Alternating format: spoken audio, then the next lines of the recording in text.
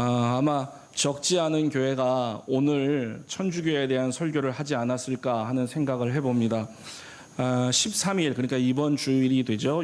전주가 되죠.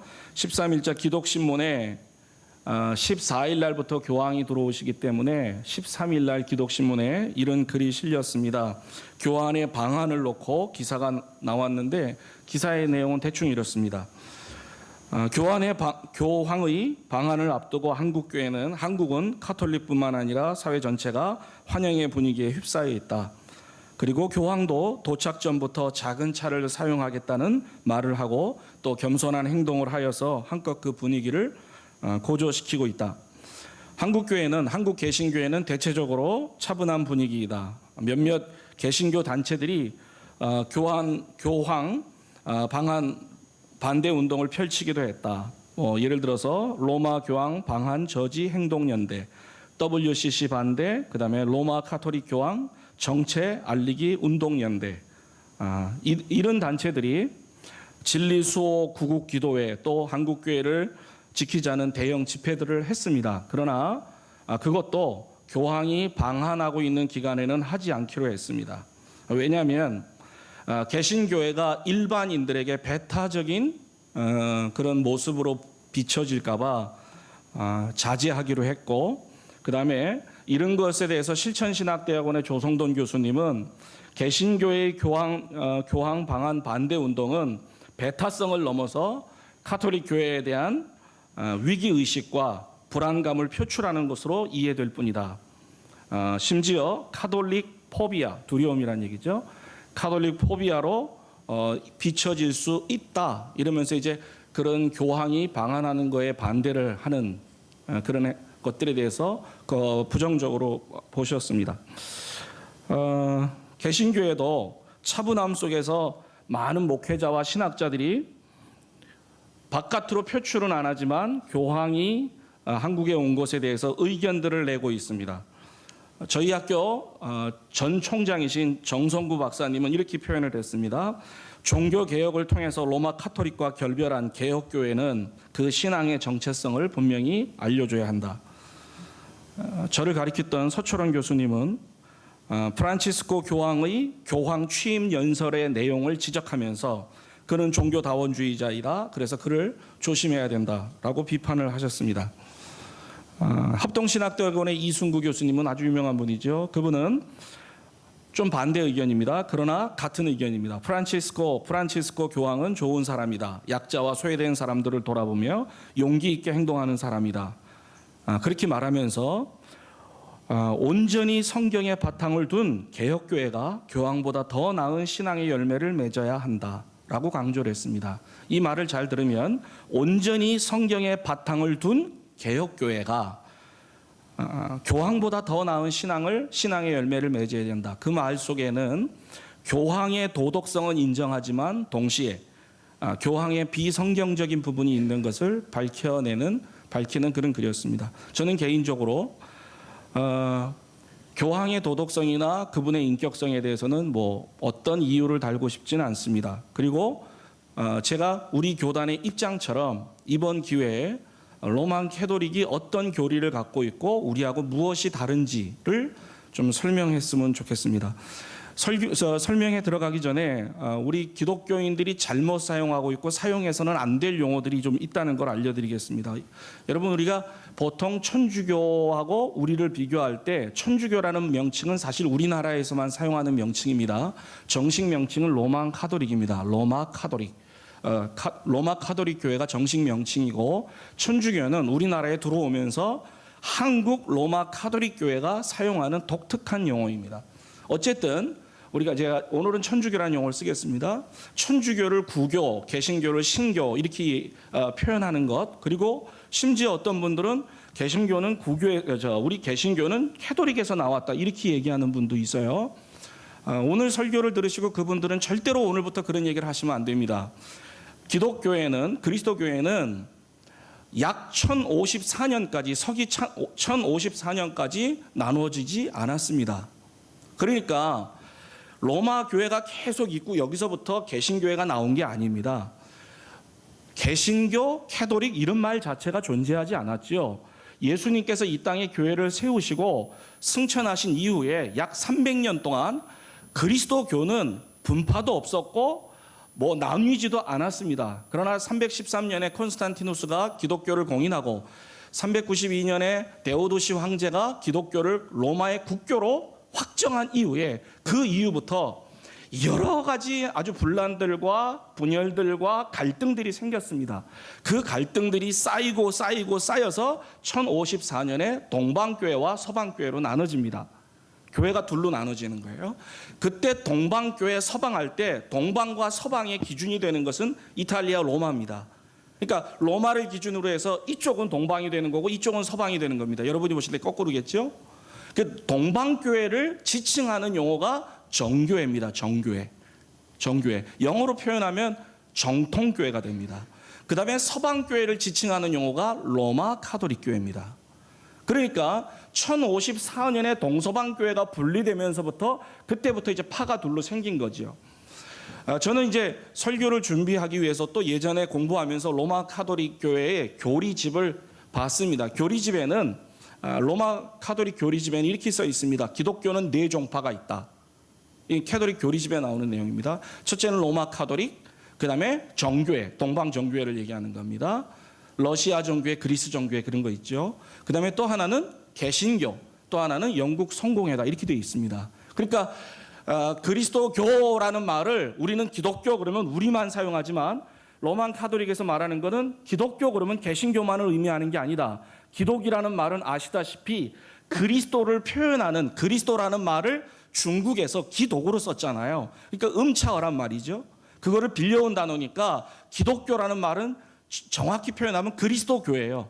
그러니까 그리스도교는 개신교에만 해당되는 게 아니고 로마 카톨릭과 개신교와 동방 정교회와 그리고 영국 성공회까지 포함하는 말이다. 이제 이렇게 교리서에 되어 있습니다. 예, 틀리는 말 아닙니다. 자, 어쨌든 1054년에 동방교회와 서방교회로 로만 카톨릭과 정교회로 분리가 됐습니다. 그리고 이때 서방교회가 계속해서 타락해가고 변질돼 가니까 1517년에 마르틴 루터가 95개의 조항을 갖다가 비텐베르크 성당에다 딱 붙이면서 종교개혁을 단행합니다. 그러니까 로만 카톨릭부터 개신교가 나온 게 아닙니다. 로만 카톨릭에 부패된 것을 개혁한 것이 우리 개신교입니다. 그래서 우리는 개신교라는 용어를 쓰지만 여러분들이 오늘 설교 이후부터는 개신교라는 말보다 개혁교회라는 말을 쓰는 것이 옳습니다. 한번 따라해 보겠습니다. 개혁교회. 자, 옆에 있는 사람 잠을 깨우세요. 깨우면서 같이 얘기합니다. 개혁교회랍니다. 두둥기세요. 잠들이 잠을 많이 눈 뜨세요. 다시 한번요. 개혁교회랍니다.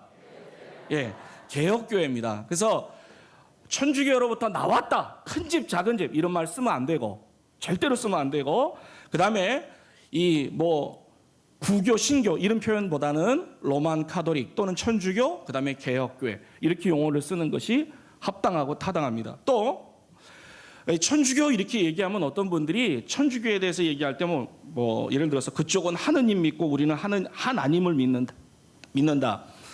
여러분 국어사전에 보면 하느님은 범신론적인 용어입니다. 그래서 여러분 우리나라 애국가에도 하느님이 보호하사 이렇게 되어 있죠. 그때 그 하나님은 여호와 하나님 말하는 거 아니거든요. 하늘에 있는 어떤 신 또는 범신론적인 사상입니다. 그런데 캐톨릭에서 하느님이라고 얘기를 하거든요. 그래서 어떤 목사님들은 어떤 신학자들은 캐톨릭은 범신론이다.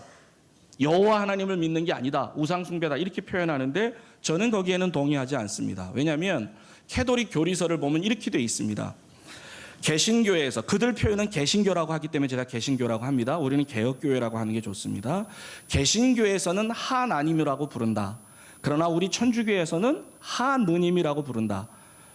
이렇게 부르는 것 때문에 개신교 사람들이 우리 천주교를 향해서 그들 교리서에 있는 내용입니다. 범신론적이라고 얘기하지만 그것은 옳지 않다. 왜냐하면 하나 할 때 하나는 하나라는 뜻이거든요. 이건 수사이기 때문에 수사 하나 둘 카운트하는 수사이기 때문에 여기에는 인칭 존칭 어미인 님자를 붙일 수 없다. 국문학적으로 얘기하면 맞는 얘기입니다. 그러니까 하나에다가 인간을 존칭할 때 쓰는 님자를 붙일 수 없기 때문에 조사를 붙일 수, 존칭 어미를 붙일 수 없기 때문에 우리는 하늘을 우주 만물을 창조하시고 하늘에 계시는 그 하늘, 그 하나님, 하늘에 계시는 하나님을 얘기하는데 하늘이라는 니을자를 붙인 상태에서 존칭어미 님을 붙일 수 없죠. 이것은 국문법에서 니을이 탈락하게 되잖아요. 그래서 하느님으로 부른다 이렇게 되어 있습니다. 여러분, 하나님으로 부르든 하느님으로 부르든 만약에 천주교 사람들이 부르는 그 하느님이 아브라함과 이삭과 야곱의 하나님이요, 온 우주 만물을 창조하신 하나님이요, 예수 그리스도의 아버지신 하나님이라면 그것은 문제가 되지 않습니다. 따라서 그들이 갖고 있는 성경에서 볼 때 그들이 말하는 하느님이 범신론적인 하느님을 얘기하는 건 분명히 아닙니다. 따라서 그 부분에 대해서는 우리가 비판할 이유는 없습니다. 그러니까 앞으로 너희는 왜 하느님이라고 그러냐, 우리는 하나님이라고 하는데 하는 것 갖고는 시비를 붙일 필요는 없습니다. 그러면 두 용어 중에서 어떤 것이 적절하냐? 당연히 하나님이 더 적절합니다. 왜냐하면 수사에다가 인칭을 존칭할 때 쓰는 어미를 붙일 수 없다 그래갖고 그들은 안 붙인다 그러는데 그럴 필요 없습니다. 왜냐하면 여러분 성경에도 하나님을 나타내는 말은 대문자로 쓰고 god입니다. 그리고 god 그러니까 이상하네요. 일반 신은 귀신들 할 때는 소문자 지자를 씁니다. 하나님을 지칭하기 위해서 대문자를 쓰듯이 하나님이라는 말은 고유명사입니다. 괜찮습니다. 그래서 우리가 하나님이라고 쓰는 것이 더 적절하다 하는 것을 말씀드리겠습니다. 자, 그러면 개신교하고 천주교, 개혁교회와 천주교의 공통점은 없냐? 많죠. 예를 들어서 삼위일체 하나님이 있는 거 똑같습니다. 그러니까 삼위일체 하나님을 믿기 때문에 성부, 성자, 성령의 이름으로 그들도 영세, 세례를 받고 우리도 성부, 성자, 성령의 이름으로 세례를 받습니다. 그래서 천주교의 잘못된 교리들이 많이 있음에도 불구하고 그들이 삼위일체 이름으로 세례를 받기 때문에 천주교에서 세례를 받고 개혁교회에 오면 우리가 그 세례를 부정하지 않습니다. 세례는 누구로부터 받았냐가 중요한 것이 아니고 누구의 이름으로 받았냐가 매우 중요합니다. 그렇기 때문에 성부, 성자, 성령의 이름으로 세례를 받았으면 그것이 캐톨릭에서 받은 세례라 할지라도 인정해야만 됩니다. 그것이 바른 겁니다. 그래서 개혁교회는 캐톨릭에서 세례를 받고 오면 입교 예식만 거쳐서 그를 세례 교인으로 인정하는 겁니다. 또 천주교하고 우리하고 같은 게 뭐가 있냐? 계시가 인간이 하나님을 알 수 있는 것은 인간의 노력이 아니라 하나님의 계시에 의해서만 알 수 있다. 이거 맞는 얘기입니다. 또 구원 얻는 데 있어서 믿음이 역할을 한다. 그것도 같습니다. 물론 천주교는 여기에 하나가 조금 이따 말씀드리겠지만 덧붙여집니다. 그래서 잘못된 교리가 나오지만 일단 믿음이라는 공통성은 갖고 있습니다. 이러한 공통점에 대해서는 제가 설교할 필요가 없을 것 같아요. 왜냐하면 그건 시간으로도 안 되고 우리가 믿고 있고 또 우리가 알고 있는 내용들이 많이 있기 때문에 그렇습니다. 그러면 이 시간에는 개혁교회에서 받아들일 수 없는, 우리 개혁교회에서 받아들일 수 없는 천주교가 가리키는 교리들이 무엇이 있는가, 특별히 교황과 관련해서, 그리고 마리아와 관련해서, 그리고 구원과 관련돼서 예전주의, 즉 성상이나 성례나 이런 것과 관련돼서, 그리고 마지막으로 교회와 관련돼서, 그리고 결론인 성경과 교회와의 관계, 이것을 말씀드리고자 하는데 시간이 얼마나 걸릴지 잘 모르겠습니다. 제가 원래 어저께 원고를 마감했는데 23장이 나왔어요.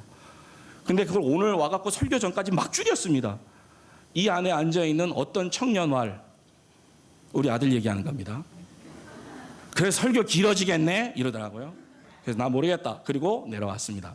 여기 앞에 보시면 여러분 개혁교회가 한번 좀 읽어보시겠습니까? 제목만 시작.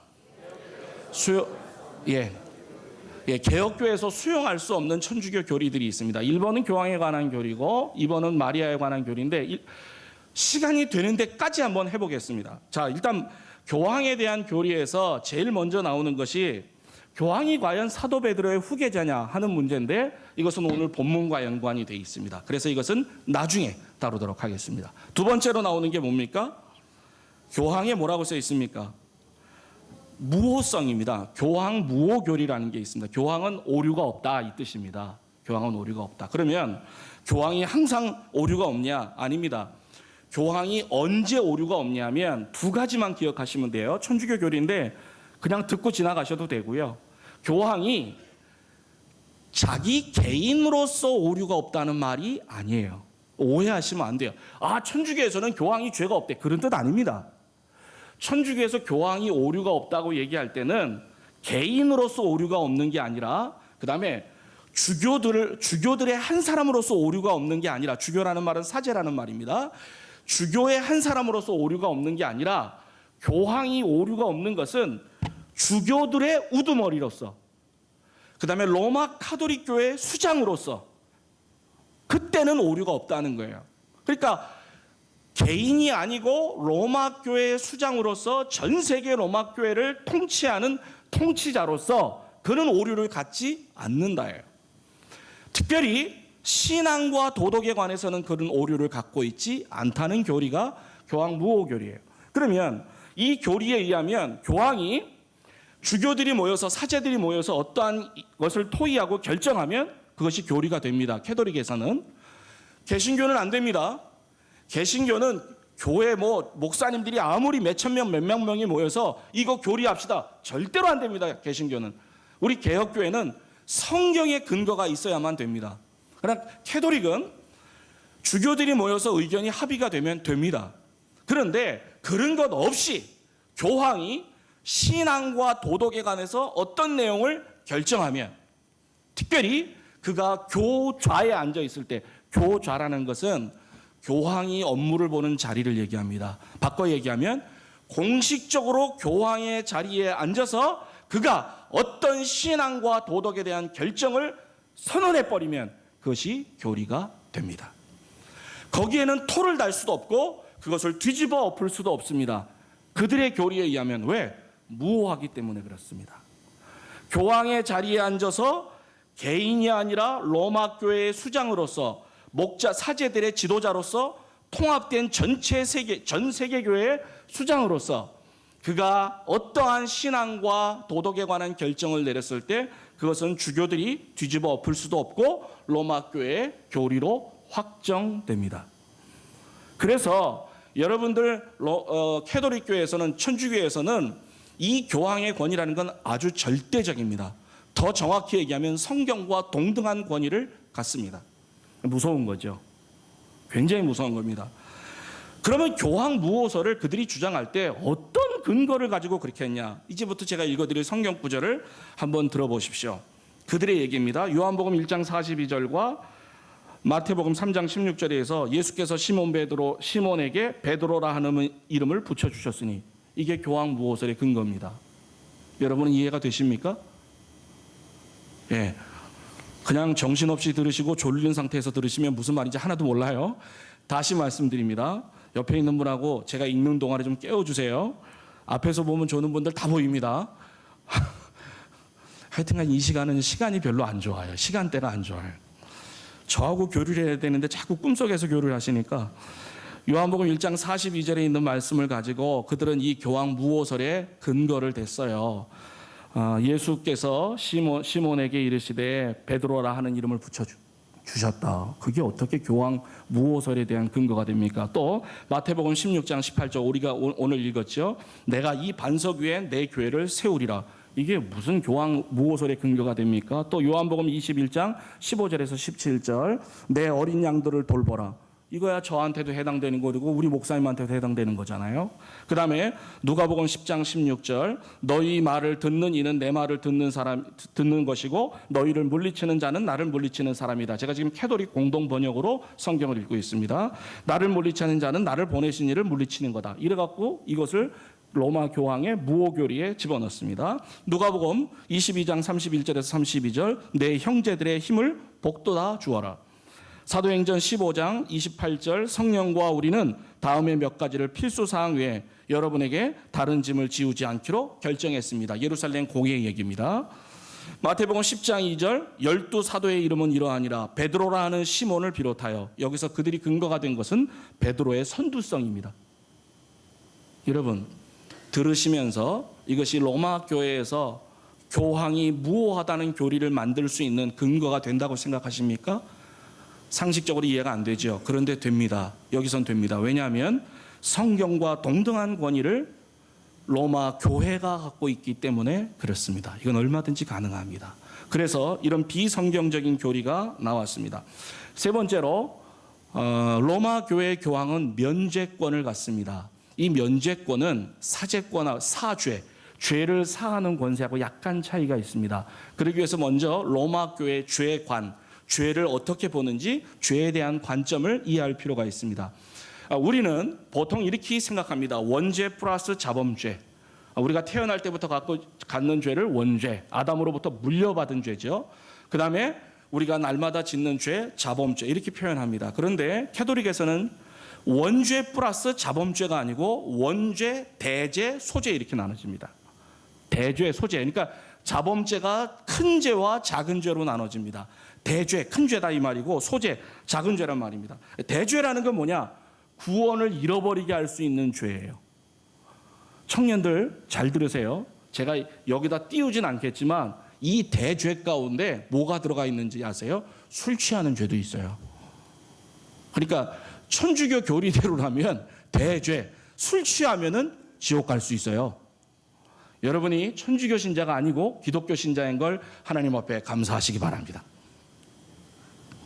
자, 대죄는 큰 죄인데 거기에는 미사에 빠지는 죄 이게 포함이 되어 있고 술 취하는 죄도 포함이 되어 있습니다. 그 죄는 구원을 잃어버리게 할 수 있는 죄입니다. 이 죄는 고해 성사를 통해서 사함받습니다. 소죄라는 건 뭐냐면 구원에 영향을 미치지는 않지만 영혼을 아프게 하는 죄입니다. 영혼을 아프게 하는 죄. 대죄를 용서받지 못하면 지옥에 던져지고 소죄를 갖고 있으면 연옥에 떨어집니다. 이제 연옥 교리가 나오죠. 연옥에. 그 연옥에 떨어져서 형벌을 받게 되는데 이 형벌을 잠벌이라고 그래요. 잠벌. 근데 교황이 면죄할 수 있는 게 있는데 그 잠벌을 면죄할 수 있다는 거예요. 이것이 교황의 면죄권입니다. 그러면 이 근거는 어디냐? 어떤 성경 근거를 가지고 이런 교리를 만들었냐? 내가 세상에서 무엇이든지 풀면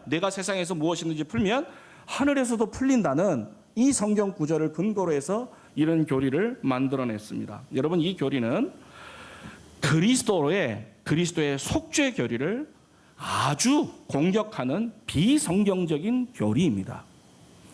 그리스도가 우리의 모든 죄를 사하시고 우리의 모든 형벌을 다 담당하셨기 때문에 교황이 형벌의 일부를 면제해 준다. 조금 심하게 얘기하면 교황이 그리스도의 위치에 올라가는 아주 그리스도를 대적하는 비성경적인 교리입니다. 그러나 천주교에서는 이게 상당히 중요한 교리로 자리를 잡고 있습니다. 여러분 지금 두 개의 교리만 살펴봐도 개신교하고 개혁교하고는 많이 차이가 있죠.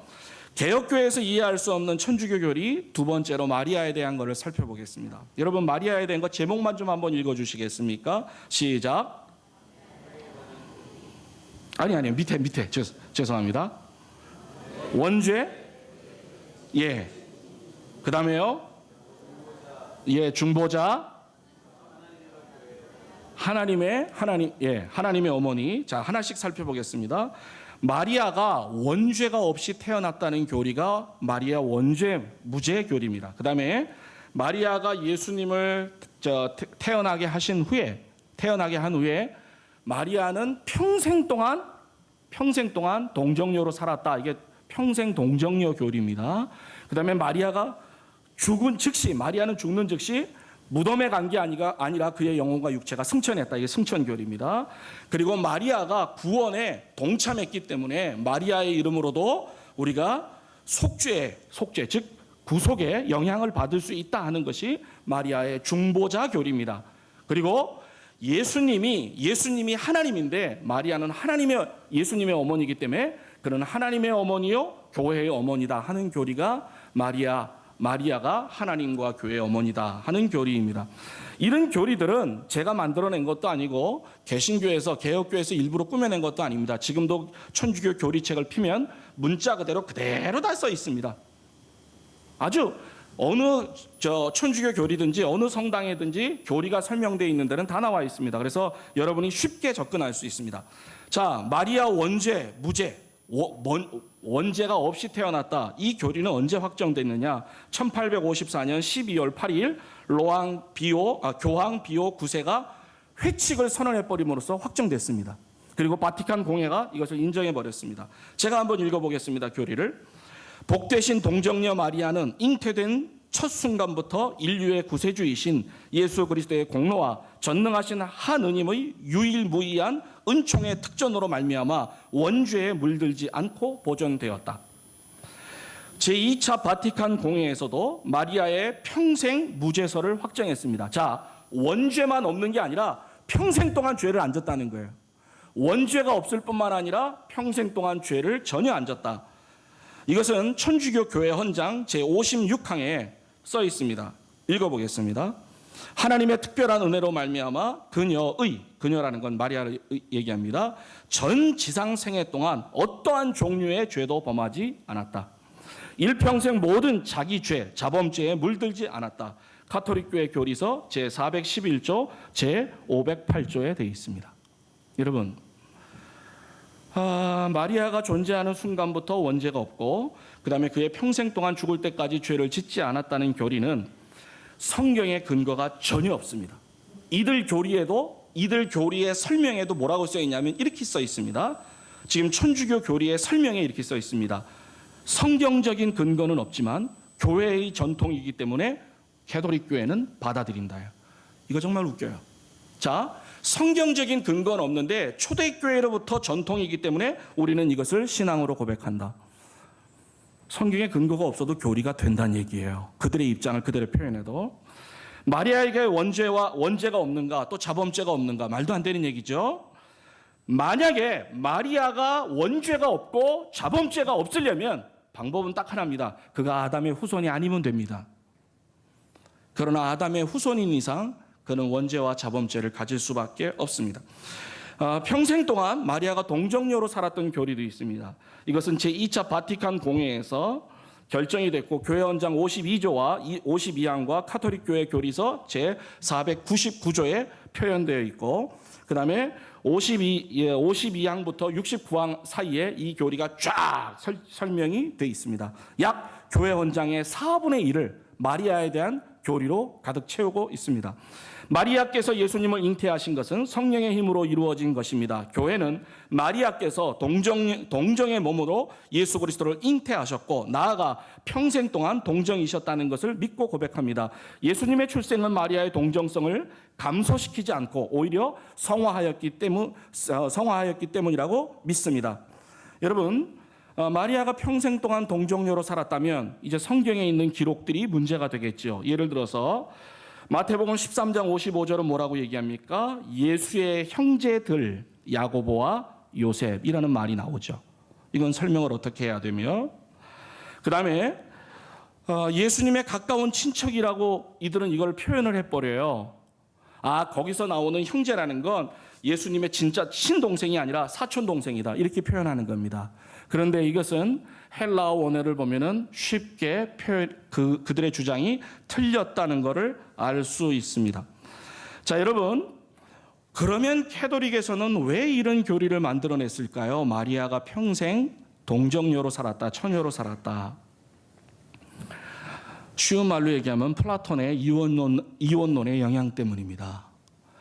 영은 거룩하고 육신은 악하다는 생각이 이러한 교리를 만들어냈습니다. 그리고 고행주의라는 이런 우리는 받아들이지 않는 거죠. 고행주의에서 말하는 미덕, 이러한 영향으로 이런 교리가 나왔고 마리아의 종신처녀설은 결국은 마리아를 숭배하는 데 매우 기초를 닦는 그러한 교리로 다시 더 발전하게 됩니다. 여러분 기억하십시오. 예수께서 마리아의 몸에서 잉태되는 예수 그리스도의 인간의 몸이 형성되는 잉태는 초자연적입니다. 그러나 예수 그리스도의 출생은 자연적입니다. 따라해 보십시오. 잉태는 초자연적, 출생은 자연적. 이것이 정통교리입니다. 자, 잉태는 초자연적입니다. 그러나 출생은 자연적입니다. 무슨 말이냐? 남자를 거치지 않고 남자를 통하지 않고 예수 그리스도의 육체가 형성이 됩니다. 예수 그리스도가 마리아에게서 잉태됩니다. 그러니까 남자 없이 성령에 의해서 잉태되니까 잉태는 초자연적입니다. 그러나 출생은 자연적입니다. 예수님도 마리아가 10개월 동안 고통합니다. 10개월 동안 태어날 때 자연적으로 출생합니다. 캐톨릭에서는 잉태부터 시작해서 모든 게 다 초자연적이라고 생각하는 거죠. 그렇다면 잉태하고 나서 그 다음 날 나면 안 돼요? 초자연적이라면? 여러분, 이것은 성경에서 지지하는 교리가 아닙니다. 실제로 우리는 성경에서 예수님의 형제들이, 육신의 형제들이 그리고 그의 누이들이 있다는 것을 분명히 얘기합니다. 여러분, 졸음도 깰 겸 성경도 배울 겸 성경을 찾아보겠습니다. 마태복음 1장 25절입니다. 마태복음 1장 25절 제가 읽겠습니다. 여러분 좀 찾아주세요. 마리아가 아들을 낳을 때까지 그와 같이, 저는 지금 저기로 얘기하는 겁니다. 자지 않았으며 아들을 낳자 이름을 예수라고 불렀다. 마태복음 1장 25절이에요. 여러분, 동침하지 않았어요. 마리아가 예수님을 낳을 때까지. 그 말은 낳을 때까지니까 그 이후에는 어떻게 됐다는 얘기입니까?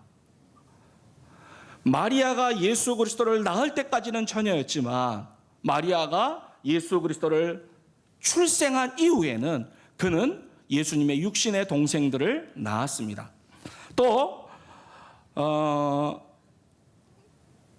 마태복음 13장 55절에서 56절을 여러분이 좀 보십시오. 성경에 그렇게 나오죠. 저 사람은 그 목수의 아들이 아닌가. 어머니는 마리아요. 그 형제들은 야고보, 요셉, 시몬, 유다가 아닌가. 그리고 그의 누이들은 모두 우리 동네 사람들이 아닌가. 그런데 저런 모든 능력이 어디서 생겼을까 하는 말씀이 써여 있습니다. 여러분, 이것은 마리아가 예수님을 낳은 후에는 성생활과 무관하지 않았다는 얘기입니다.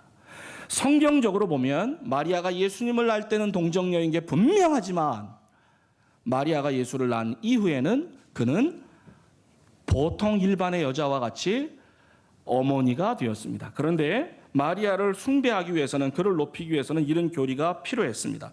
세 번째로 마리아의 중보자 교리가 있습니다. 이것은 교황 베네딕트 15세가 마리아의 구원 협력설, 즉 중보자 마리아 교리를 선언함으로써 확정되었습니다.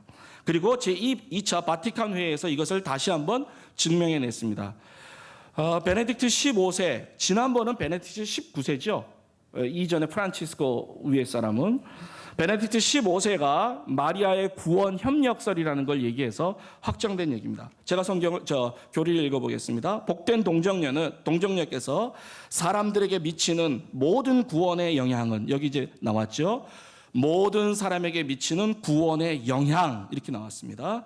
사물의 어떤 필연성이 아니라 하나님의 호의에서 기인하고 또 그리스도의 넘치는 공로에서 흘러나온다. 교회 원장 제60항입니다. 또 다시 다른 구절이 있습니다. 마리아는 십자가에서 운명하는 아들과 함께 순환을 겪었다. 영혼들의 초자연적 생명을 회복시키고자 온전히 독특한 방법으로 구세주의 활동에 협력했다. 60이랑 마리아는 예수와 함께 인류 구속 역사에 참여했다. 구원 사역에 협력했다. 마리아는 승천한 뒤에도 구원 사역 임무를 계속한다. 등등. 여러분, 마리아를 중보자로 부르고 마리아를 통해서도 어떤 구원의 영향력을 받는다는 캐톨릭의 교리입니다. 천주교 예비신자 교리서에서는 우리와 교회의 모범이신 마리아라는 제목하에 이런 교리가 나옵니다. 이와 같이 성모 마리아께서는 예수 그리스도의 구원 사업에 함께 참여하셨습니다. 그러므로 카톨릭 교회에서는 성령의 가르침을 받아 우리와 교회의 모범이신 성모 마리아를 가장 사랑하올 어머니로 받들여 그분께 자녀다운 효성을 바치는 것입니다. 교회 원장 53조 이렇게 되어 있습니다. 여러분, 예수 그리스도의 구원 사역에 마리아가 참여했다는 겁니다. 이러한 이유에서 마리아에 대한 기도가 마리아에게 기도하는 거 있죠. 그것이 권장되고 있습니다. 마리아에게 기도할 때 그가 중보자로서의 역할을 하기 때문에 마리아에게 기도할 수 있다는 거죠. 이것은 실질적으로 예수님을 통한 구원, 예수님만이 유일한 중보자가 되신다는 성경의 교리와는 배치됩니다. 마리아의 승천 교리도 있습니다. 이것은 교황 비오 12세가 마리아가 죽는 순간에 승천했다는 교리를 1950년에 선포했고, 그 다음에 또 제2차 바티칸 공회가 아주 문제입니다. 제2차 바티칸 공회에서 교황 비오 12세의 선언을 고스란히 받아들여서 교리로 확정했습니다. 자, 제가 읽어보겠습니다. 원죄에 물들지 않고 평생 동정녀였던 하나님의 모친, 하나님의 어머니 마리아가 지상의 생애를 마친 뒤 영혼과 육신이 함께 천상의 영광에 들어 올림을 받았다. 여러분, 제가 한 구절만 읽겠습니다. 이렇게 되어 있습니다. 성경 어디에도 이 교리를 지지하는 성경 구절은 없습니다. 만물 위에, 그리고 이 교리를 제가 이거는 시간이 없어서 읽진 않겠는데, 하늘의 승천에서 뭐라고 표현했냐면 만물 위에 여왕이 됐다고 표현되어 있어요. 퀸, 여왕.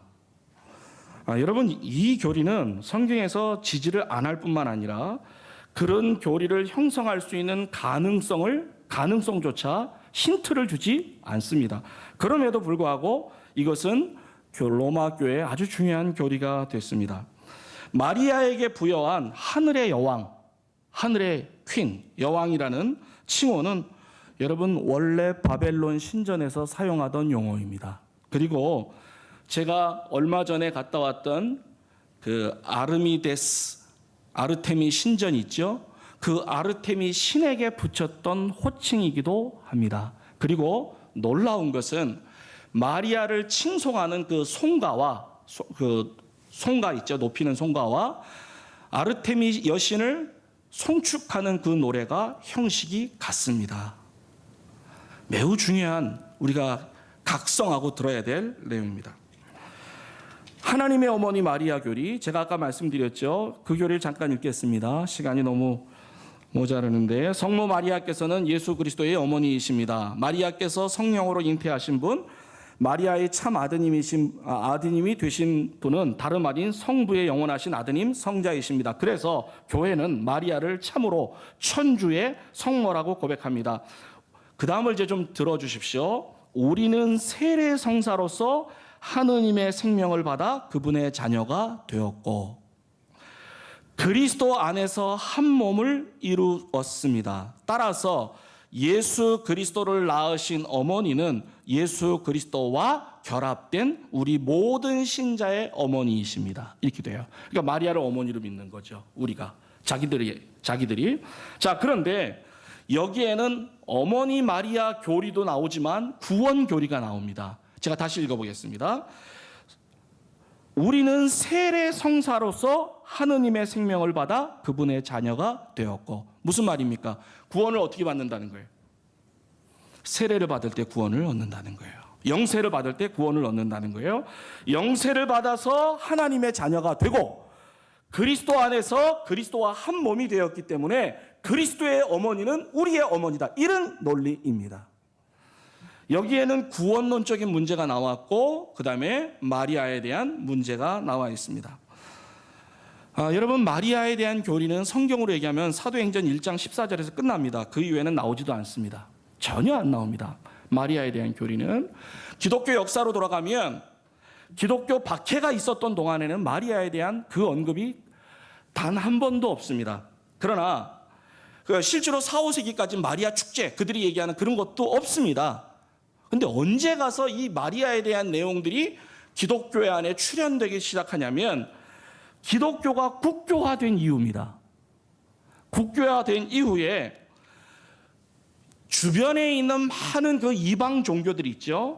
이방 종교들의 여신들이 있어요. 여신, 여자신, 이방 종교, 우상의 이방신. 이 여신들의 사상과 마리아에 대한 사상이 이렇게 혼합되면서 그 이후에 마리아에 대한 교리들이 나오기 시작하고 그것이 천주교 안에서 교리로 확정돼 갑니다. 여기까지만 말씀드리면 어떤 영향에 의해서 마리아 교리가 이렇게 형성됐는지를 충분히 알 수 있을 겁니다. 시간상 제가 구원 교리로 뜨겠습니다. 개혁교회에서 이해할 수 없는 천주교 교리들, 믿음 플러스 행위는 구원이라는 천주교 교리입니다. 자, 여러분, 개신교, 우리 개혁교회 성도님들 가운데 가끔가다 이런 분이 있어요. 믿는다고, 예수를 믿는다고만 구원받아 행위가 바라야지. 맞는 말입니까? 틀린 말입니까? 틀린 말입니까? 야고보서에 뭐라고 써 있습니까? 행함이 없는 믿음은 그 믿음 자체가 죽었다 그랬고, 행함이 없는데 구원받는다? 못 받는다?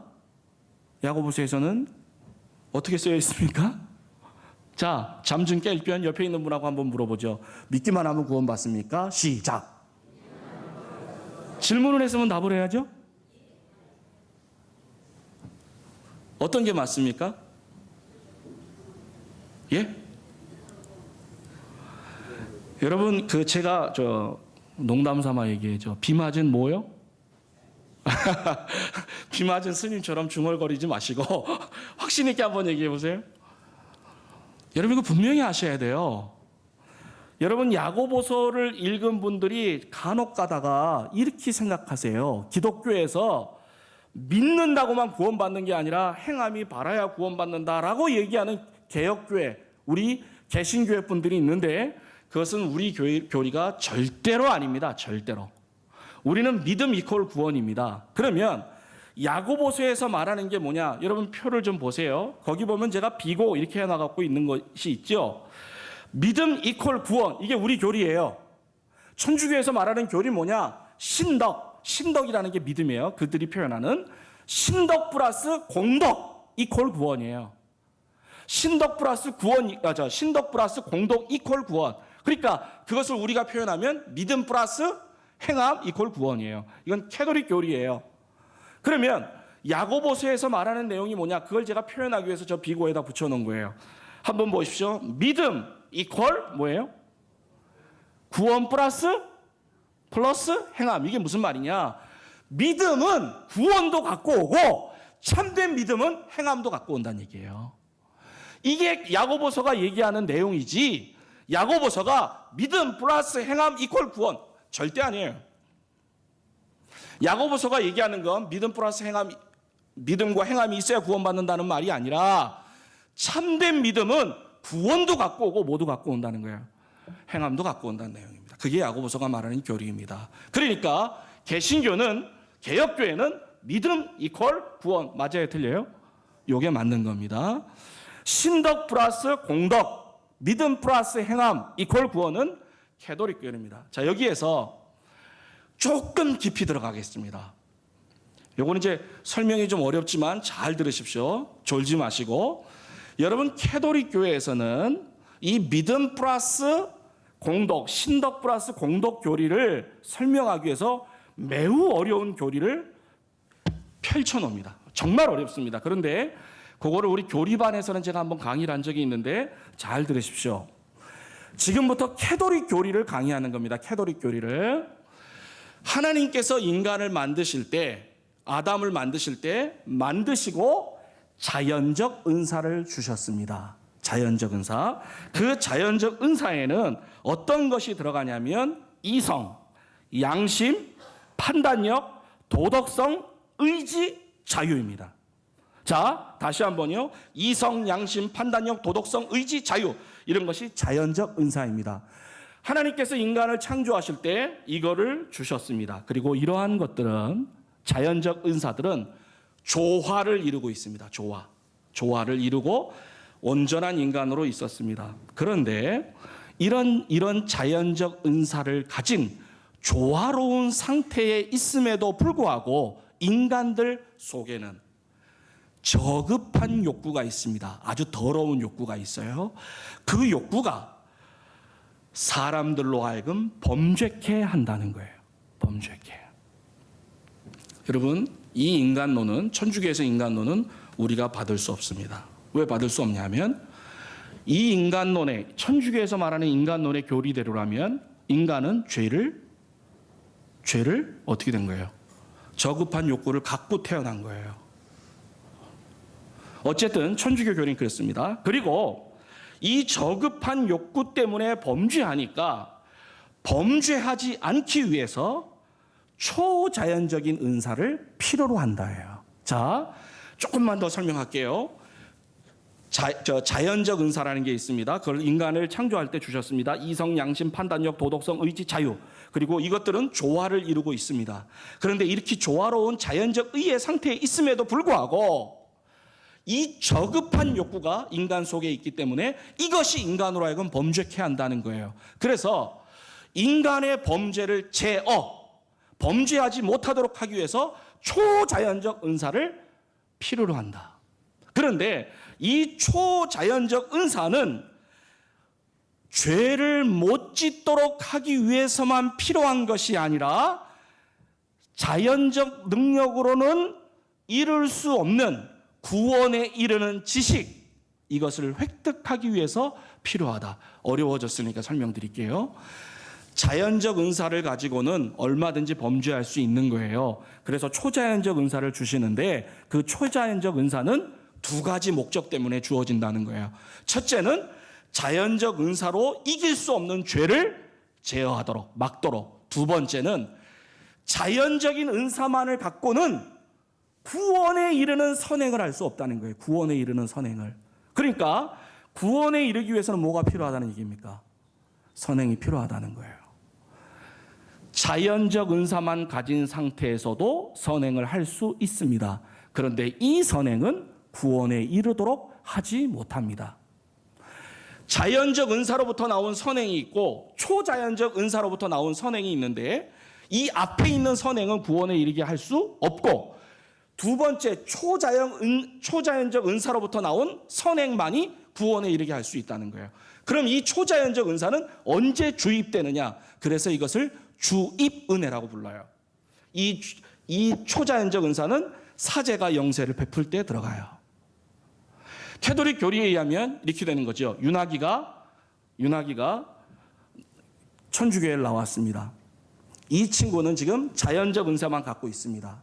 자연적 은사를 가지고 윤학이는 선행을 할 수 있습니다. 근데 그 선행은 윤학이로 하여금 영광의 상태에 들어가지 못하도록 합니다. 따라서 윤학이는 죄를 짓지 않도록 하기 위해서, 죄를 이기기 위해서, 또한 선행을 행하기 위해서, 어떤 선행? 구원에 이르는 선행을 하기 위해서 초자연적인 은사가 필요합니다. 그래서 영세를 받아야 됩니다. 영세를 줄 때 초자연적 은사가 윤학이에게 들어가고 그 은혜로, 그 은사가 죄를 덜 짓게 하고 죄를 방어하고 또 다른 선행을 하게 만드는데 그 선행이 결과로 구원에 이르게 되는 겁니다. 그럼 보십시오. 천주교 교리는 은사라는 말은 은혜예요. 구원을 위해서는 은혜가 필요한 겁니까? 안 필요한 겁니까? 천주교 교리대로 얘기하면 필요해요, 안 필요해요? 안 필요한 게 아니죠. 아까 뭐라고 그랬어요? 자연적 은사를 갖고는 선행을 할 수 있지만 그것 갖고는 어디에 이를 수 없다? 영광의 상태에 이를 수 없다. 따라서 초자연적인 은사가 필요하다. 초자연적 은사라는 건 은혜라는 말이에요. 그 은혜가 우리는 하나님으로부터 오지만 그들은 영세를 받을 때 온다는 거예요. 그러니까 은혜가 필요하다고 믿어요, 안 믿어요? 믿죠. 초자연적 은사가 필요하다. 동시에 이것만 갖고 안 되죠. 초자연적인 은사에 윤학이가 협력을 해요. 의지를 가지고. 이걸 협력 은혜라고 불러요. 그때 선행이 일어나고 이 선행이 구원에 이를 수 있다는 거예요. 제가 지금 말씀드린 게 믿음 플러스 행함 이퀄 구원이라는 천주교 교리를 어렵게 설명한 내용이에요. 그러니까 천주교 교리는 결국 어떤 거냐? 은혜 플러스 행함, 믿음 플러스 행함, 초자연적 은사 플러스 협력 은혜, 이것이 구원에 이르는 길이에요. 그러니까 천주교는 결국 믿음으로만 구원 얻는 것을 부인하고 믿음 플러스 행함을 가리킨다는 겁니다. 조금만 더 해도 되겠습니까? 우리 아들 얼굴이 보여서. 개혁교회에서는 인정할 수 없는 교리죠. 그 다음에 개혁교회에서 받아들일 수 없는 상을 만드는, 마리아상도 만들고 뭐 성인들의 상도 만들고 그러잖아요. 그다음에 성인 숭배. 이번에 몇 명이 복자가 됐죠? 120 몇 명이 복자가 됐어요. 복자라는 건 세인트 밑에예요. 복된 사람이라는 거죠. 근데 너무 제가 그걸 보면서 웃긴 것은, 여러분, 천주교가 우리나라에 들어올 때 제사를 드리지 않는 것 때문에 엄청난 많은 천주교인들이 순교를 했어요. 제사를 거부해서. 그들은 부모를 몰라보는 사람들이라고 부모도 몰라보고 조상도 몰라보는 놈이라고 그래갖고 떼거지로 순교를 당했습니다. 초기 천주교, 우리나라 초기 천주교 순교자들의 순교할 때 죄 목였습니다. 제사 안 드린다고. 근데 오늘 이게 웃기는 일이 된 게요. 천주교회가 제사를 허용했어요. 그렇죠? 그러니까 자기네 교리를 자기가 허물게 돼버렸어요. 천주교 교리가 좀 웃기게 돼버렸죠. 자, 이걸 어떻게 해석해야 될지 모르지만, 실제로 천주교에서는 제사를 드리는 것에 대해서 표현을 하고, 어떻게 표현했냐면, 우리의 조상들이 제사를 드리면 그 조상들과 함께 있는 하나님께서 그들을 복주시고 우리를 복준다, 이렇게 되어 있거든요.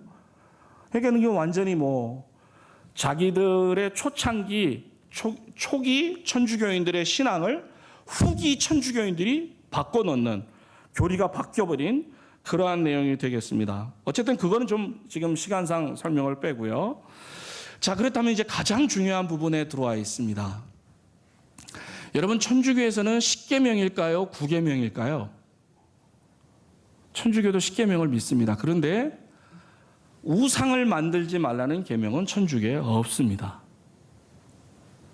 그게 3계명이죠. 우상을 만들지 말라, 그 계명이 빠지고, 그 다음에 10계명 할 때 마지막 계명을 탐욕에 대한 계명을 둘로 나눠서 10개를 마쳤습니다. 그러면 우상을 만들지 말라는 계명이 캐톨릭의 10계명에서는 왜 빠졌을까요? 이것을 스스로 재발이 저린다고 하는 거예요. 캐톨릭은 예전주의를 택하고 있습니다. 예전주의라는 건 뭐냐면 예식 자체가 어떠한 효력을 갖고 있는 거예요. 여러분, 우리는 성만찬 때 예수님의 살과 피를 먹습니다. 떡과 포도주를 먹습니다. 그럴 때 이 떡과 포도주가 예수님의 살과 피가 직접 되는 것이 아닙니다. 상징하는 거죠. 그리고 영적으로 느끼는 거죠. 그러나 캐톨릭은 예전주의를 택하기 때문에 그걸 먹는 순간에 진짜 살과 피를 먹습니다. 여러분, 제가 요번에 그 동방교회하고 서방교회 그 비교를 철저히 경험을 하고 왔어요. 동방교회 가니까, 동방교회라는 건 정교회죠. 정교회 가보니까 예수님의 성화, 마리아의 성화 많아요. 그런데 다 평면이에요, 평면. 로마에 가면 상이 나와요, 상이.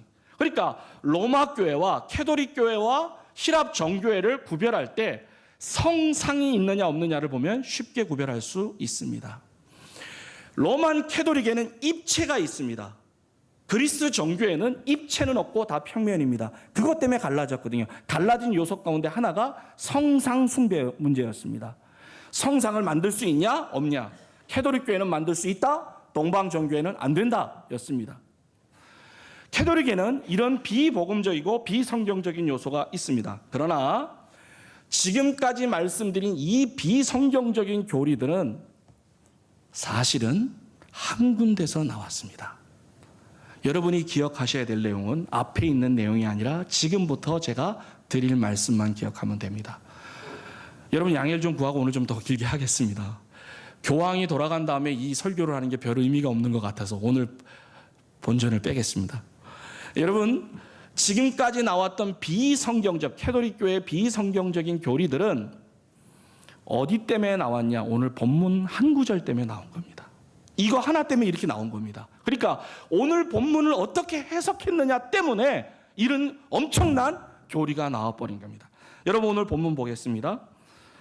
예수님께서 빌립보 가이사랴 지방에 가서 이렇게 물으셨습니다. 사람들이 나를 누구라 하느냐. 그때 예수님의 제자들이 더러는 엘리야, 더러는 선지자 누구라고 합니다. 그때 예수님 말씀하셨어요. 너희는 나를 누구라고 생각하느냐. 그때 베드로가 얘기했습니다. 주는 그리스도시요 살아계신 하나님의 아들입니다 라고 고백했습니다. 그때 예수님께서 뭐라고 얘기하셨죠?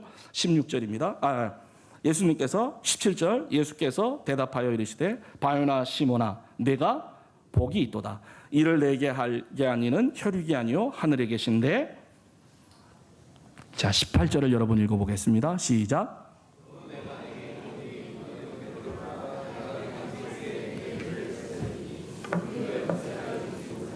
자, 여러분, 이 헬라어를 우리 임주영 전도사가 제일 잘하는데 임주영 전도사만큼은 못해도 우리 한번 따라해 봅시다. 페트라.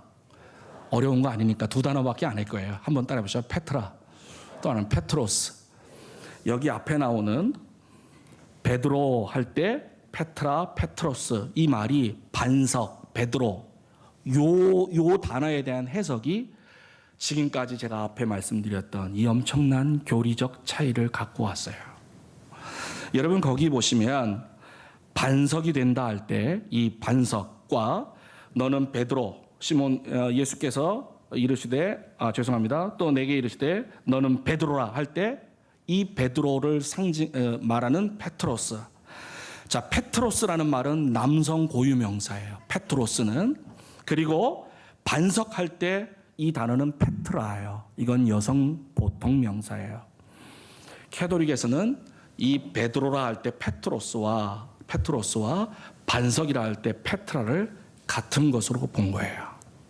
이 해석이 이 엄청난 교리 차이를 갖고 왔어요. 자, 캐톨릭에서 페트로스와 페트라를 일치시켰을 때 이 구절이 어떻게 해석되나 보십시오. 또 내가 내게 이르노니 너는 반석이라, 너는 베드로라, 내가 이 반석 위에 너 위에 교회를 세운다 이렇게 돼버리는 거예요. 그러면 교회가 누구 위에 세워지는 거죠? 베드로 위에 세워지는 겁니다. 그래서 베드로가 뭐가 되는 겁니까? 교황이 되는 겁니다. 교황이. 그리고 뭐라고 얘기하시냐면 내 교회를 세운다. 그리고 음부의 권세가 이기지 못한다. 19절에는 하나 더 들어가요. 내가 그다음 뭐라고 되어 있습니까? 천국 열쇠를 누구에게 주노니? 내게 주노니. 내가 땅에서 무엇이든지 매면 하늘에서도 매일 것이요 땅에서 풀면 다 풉니다. 천국의 열쇠를 누가 갖는 거예요? 지금 캐톨릭 성경 해석으로 보면 교황이 갖는 겁니다. 이렇게 해석한 것이 앞에 말씀드렸던 이런 교리들을 만들어내게 된 근본적인 원인입니다. 여러분, 이 헬라어는 기억을 하셔야 돼요. 페트로스와 페트라는 다른 단어예요. 페트로스는 남성 고유 명사고 페트라는 여성 보통 명사예요. 여기서 말하는 반석은 절대로 베드로를 가리키지 않아요. 여러분, 로마 캐톨릭 교회에 의하면 베드로가 로마 교회의 감독이 되었다고 그래요. 그러나 성경을 보면 베드로는 로마에 간 적이 없어요. 간 적이 없어요. 갔다는 흔적이 없어요. 그런데 그들은 로마 교회의 초대 주교가 감독이라고 얘기를 해요. 성경적으로 틀려버리는 거죠. 자, 여러분, 시간이 지났지만 좀 얘기를 하겠습니다. 이 반석이라는 말이 의미하는 거에 대해서 어떤 사람은 예수님이 반석이 된다 그래요. 근데 그거는 모순이 돼요. 왜냐하면 여기서 본문에서 반석은 예수님이 아니에요. 왜냐하면 그렇게 되면 내가 반석 위에 교회를 세운다 그랬으니까 세우는 분하고 반석이 동일한 예수님이 되잖아요. 그러니까 이건 앞뒤가 안 맞죠. 캐톨릭에서는 이 반석을 베드로로 보는 거죠. 그리고 베드로의 후계자들로 보는 거예요. 베드로와 그의 후계자. 이거는 비성경적이고요. 그러면 우리 개혁교회에서는 이 반석을 뭐로 보느냐? 여러분, 베드로가 증거하고 베드로가 고백했던 그 신앙 고백이 반석이라는 거예요. 이것이 적당하고 타당합니다. 그러니까 예수님께서 교회를 어디에 세우느냐? 주는 그리스도시요 살아계신 하나님의 아들입니다 하는 신앙 고백 위에 교회를 세우십니다. 맞나 틀리나 보세요. 여러분, 교회는 예배당 건물이 아니지요. 교회는 뭡니까? 예수를 그리스도와 하나님의 아들로 고백하는 사람들의 모임입니다. 따라서 이 반석은 뭘로 해석해야 됩니까? 이 반석 위에 교회를 세운다 할 때 그 반석은 베드로가 했던 신앙 고백입니다. 이 신앙 고백을 가진 사람들의 모임이 교회입니다. 이 신앙 고백이 존재하는 곳에 예수 그리스도가 교회를 세우십니다. 그 다음에 천국의 열쇠를 준다. 이 천국의 열쇠를 누구한테 주느냐? 그것은 천국의 열쇠라는 말이 뭐냐? 여러분, 이 천국의 열쇠라는 말은 진짜로 우리 교회 문 들어올 때 열듯이 이 열쇠를 얘기하는 게 아닙니다. 여러분, 하나님께서 구약시대 때 복음을 하나님이 세상을 이처럼 사랑하사 독생자를 주셨으니, 요한복음 3장 16절이 창세기에 있는 게 아니잖아요. 창세기에는 복음이 어떻게 제시됐냐면 오늘 목사님께서 설교하신 것처럼 여자의 후손으로 주어졌어요. 모세 때부터 시작해서 복음이 점진적으로 원시복음부터 시작해서 복음이 점점 계시가 분명해집니다. 복음 계시가 분명해집니다. 이것을 계시의 점진성이라고 얘기합니다. 한번 따라해 보십시오. 계시의 점진성. 따라서 사도들도 처음에 그들이 복음을 이해했던 것이 요렇다면, 예수 그리스도가 십자가에서 죽으시고 부활하시고 승천하시고 성령이 오심에 따라서 그들이 복음을 이해하는 폭이 점점 넓어집니다. 그리고 이렇게 넓어지는 복음의 이해를 다른 사람들에게 전파해서 그들도 복음에 대해서 눈이 열리게 하고, 눈이 열리고 믿으면 그들이 어디에 가게 됩니까? 천국에 가게 되죠. 그것을 천국의 열쇠라고 얘기합니다. 따라서 천국의 열쇠를 주신다는 말은 교회에게 이걸 주시는데, 교회에게 이 천국의 열쇠를 주시는데 그 천국의 열쇠는 복음 전도를 통한 복음의 이해와 복음에 대한 신앙을 의미합니다. 근데 이것을 캐톨릭에서는 그렇게 받지 않는 거죠. 자, 그러면 캐톨릭에서 이렇게 이 본문을 반석과 베드로를 동일시해서, 그리고 천국의 열쇠를 교황권과 교황이 갖는 권위로 이해했을 때 어떤 문제가 일어났냐? 그것이 마지막 6번입니다. 여러분, 매우 중요한 내용입니다. 자, 6번 제목을 좀 한번 읽어주실래요? 시작. 자, 뭐요?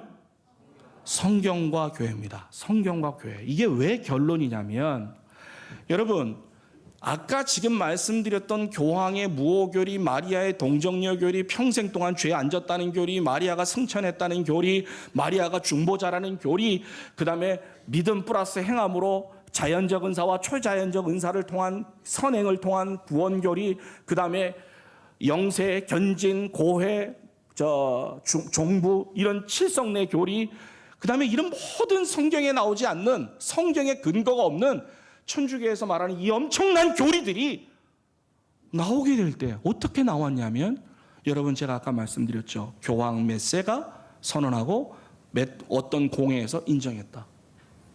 여기서 깨달아지는 게 뭐냐면, 교회와 성경과의 관계가 어떻게 돼 있느냐에 따라서 바른 교리가 나오느냐, 잘못된 교리가 나오느냐가 결정됩니다. 여러분, 캐톨릭 교회는 이런 관념을 갖고 있습니다. 여기 보십시오. 조시더라도 요것만 깨어서 들어주십시오. 간곡히 부탁드립니다. 이 시간만큼은 졸지 말고 여기 좀 보세요. 꼭 좀 봐주세요. 꼭 좀. 자, 요것만 들으시면 돼요. 자, 오른쪽이 말씀입니다. 성경입니다. 왼쪽이 교회입니다. 캐톨릭은 성경이 교회 밑에 있습니다. 왜 이런 교리를 주장하느냐? 보십시오. 여러분, 성경을, 이게 성경의 내용이다, 이건 성경의 내용이 아니다, 이거 누가 결정했어요? 캐톨릭 교리를 얘기하는 겁니다. 지금 교회가 결정했다는 거예요. 성경에 사본들이 발견됐는데 이거는 성경이다, 아니다, 성경을, 이게 성경이다, 아니다를 확정한 게 누구냐? 교회라는 거예요. 그러니까 캐톨릭 교회에 의하면 교회가 먼저 있어요. 교회가 먼저 있어요. 선교회, 교회가 먼저 있어요. 그리고 그 밑에 성경이 있어요. 교회가 성경을 결정했어요. 이게 캐톨릭의 중요한 교리예요. 캐톨릭은 교회가 여러 개 존재하지 않습니다. 캐톨릭 교회는 보편성, 단일성, 그 다음에 거룩성, 사도성, 무호성까지 갖고 있습니다. 무슨 말이냐? 우리 개혁교회는 사도성과 무호성을 인정하지 않아요. 교회도 얼마든지 오류가 있어요. 사도성을 인정하지 않아요. 우리가 사도성을 인정하지 않고 우리는 사도적 신앙 고백 위에 교회가 세워졌다고 믿어요. 그러나 캐톨릭은 사도 위에 세워졌다고 믿어요. 그러니까 캐톨릭에서는 교회가 먼저 있었고 성경이 나중에 있었기 때문에 교회가 성경을 결정합니다. 그런데 여러분, 아까 교회 수장이 누구예요? 이 교회 위에 누가 있어요? 지금 교황이 있단 말이에요. 결국은 성경 위에 누가 있는 꼴이 돼요? 교황이 있는 꼴이 됩니다. 그래서 교회가 결정하면, 여기 보세요. 여기 지금 교회가 있는, 성경이 있는 거예요. 여기 교회가 있고 여기 지금 교회 수장이 교황이란 말이에요. 따라서 교회가 결정하는 것은 그 밑에 있는 성경에 나오는 내용과 동등하거나 위의 권한을 갖는 거예요. 그러니까 캐톨릭에서는 성경과 교회의 전통, 여기서 교회의 전통이라는 것은 공회의 결정을 얘기합니다. 이것이 동등한 권위를 갖습니다. 따라서 성경의 근거가 없어도 교회의 전통의 근거가 있으면 교리가 됩니다. 개혁교회는 이것을 동의조차 할 수가 없고 절대로 긍정할 수가 없습니다. 개혁교회는 보십시오. 이 교회가 참된 교회인지 아닌지를 성경이 판단합니다. 그리고 교회가 성경을 결정한 게 아니라 교회가 하나님의 말씀이냐 아니냐를 결정한 게 아니라 하나님의 말씀을 통해서 교회가 세워집니다. 그러니까 교회는 항상 하나님의 말씀 밑에 있습니다. 항상 하나님의 말씀 밑에 교회가 있습니다.